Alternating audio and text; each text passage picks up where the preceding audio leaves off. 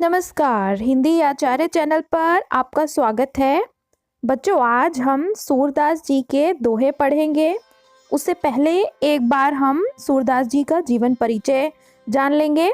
सूरदास जी श्री कृष्ण भक्त संत थे और उनको चाहे दिखाई नहीं देता था, लेकिन वो भगवान श्री कृष्ण के बहुत बड़े भक्त थे और उनकी बाल लीलाओं का वर्णन उन्होंने अपने ग्रंथ सूरसागर में बहुत ही अच्छे से किया है।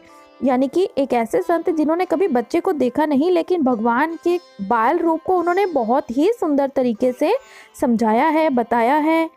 और आज भी उनके जो ग्रंथ हैं, उनके जो दोहे हैं, उनके जो सवैये हैं, उसको लोग पढ़ते हैं जो भगवान कृष्ण की भक्ति करते हैं।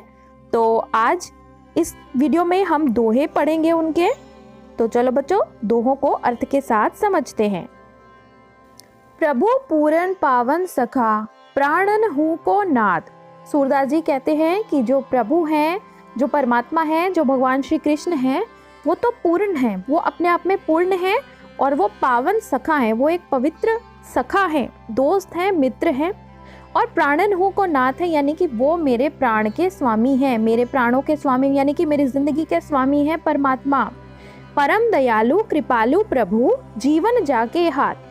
कि जो परमात्मा है, भगवान है, प्रभु है, वह परम दयालु है और वह परम कृपालु है। दयालु मतलब दया करने वाला और कृपालु मतलब कृपा करने वाला।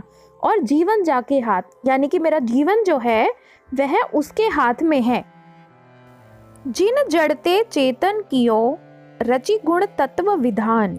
सूरदास जी कहते हैं कि ऐसा परमात्मा, जिन यानी कि ऐसा परमात्मा जिन्होंने जड़ से आपको चेतन कर दिया। कहने का अर्थ कि हमारे अंदर जो आत्मा है, जीवात्मा जो है, वह परमात्मा की दी गई है। आत्मा की वजह से ही तो हम चेतन हैं। और रचि गुण तत्व विधान, जिन्होंने ये जो गुण शब्द है, यहाँ पे सतोगुण, रजोगुण और तमोगुण, 3 तरह के जो गुण हैं जिससे आगे प्रकृति बनी है, उसकी बात कर रहे हैं सूरदास जी। वो कहते हैं कि इस गुण और तत्वों के विधान को, यानी कि इस पूरी दुनिया को परमात्मा ने बनाया है। और उसी परमात्मा ने चरण चिकुर कर नख दिए, नयन नासिका कान। सूरदास जी कहते हैं कि उसी परमात्मा ने हमें चरण दिए, पैर दिए, चिकुर दिए यानी कि बाल दिए, कर दिए यानी कि हाथ दिए, नख दिए, नाखून दिए, नयन दिए यानी कि आंखें दी, नासिका दी यानी कि नाक दी, और कान दिए यानी कि परमात्मा ने ही हमें सब कुछ दिया है। परमात्मा ने ही हमें चेतन बनाया है और परमात्मा ने ही हमें सब कुछ दिया है। तो हमें कोई घमंड नहीं करना चाहिए। कहने का अर्थ इस दोहे का यह है। सदा सूंघती आपनो, जिय को जीवन प्राण। सूरदास जी कहते हैं कि वह परमात्मा हमेशा हमेशा हमारे पास ही रहता है, हमारे करीब रहता है। और जिय का जीवन प्राण यानी कि वह हमारे प्राणों का भी प्राण है, हमारे जीवन का भी जीवन है परमात्मा। सो तो बिसरियो सहज ही, हरि ईश्वर भगवान। सूरदास जी कहते हैं कि ऐसा परमात्मा जो हमारे बिल्कुल करीब रहता है, ऐसे परमात्मा को तू बिसरियो यानी कि विस्मरण करना, यानी कि भूल जाना, सहज यानी कि आसानी से। कितनी आसानी से तूने उस परमात्मा को भुला दिया जो कि इतने करीब है हमारे हरि ईश्वर भगवान, यानी कि उस परमात्मा को तुमने कितनी सहज ही, कितनी आसानी से ही उस परमात्मा को भुला दिया जो कि हमारे बहुत ही ज्यादा नजदीक है। तो सूरदास जी कहना यह चाहते हैं, भावार्थ यह है इस दोहे का कि परमात्मा ही हमारे सबसे करीब है और परमात्मा को कभी भूलना नहीं चाहिए। जो पे जिय लज्जा नहीं, कहा कहो 100 बार। सूरदास जी कहते हैं कि जिसके जिय पर, जिसके दिल पर लज्जा नहीं है, शर्म नहीं है, कहा कहूँ 100 बार। ऐसे व्यक्ति को मैं 100 बार भी क्या समझाऊं, क्या 100 बार उसको कहूँ। एक हूँ अंक ना हरि भजे, रे 60 सूर गवार। सूरदास जी कहते हैं कि एक अंक यानी कि एक बार भी तूने परमात्मा का भजन नहीं किया, परमात्मा को याद नहीं किया, परमात्मा की भक्ति नहीं की, एक बार भी। रे 60 का मतलब होता है दुष्ट व्यक्ति। तो तुम तो एक दुष्ट व्यक्ति हो और गंवार व्यक्ति हो। सूरदास जी ऐसे व्यक्ति को गंवार और शठ कहते हैं, दुष्ट व्यक्ति कहते हैं, जो कि परमात्मा को एक बार भी नहीं भजता और उसको इस चीज पर बिल्कुल भी लज्जा भी नहीं आती।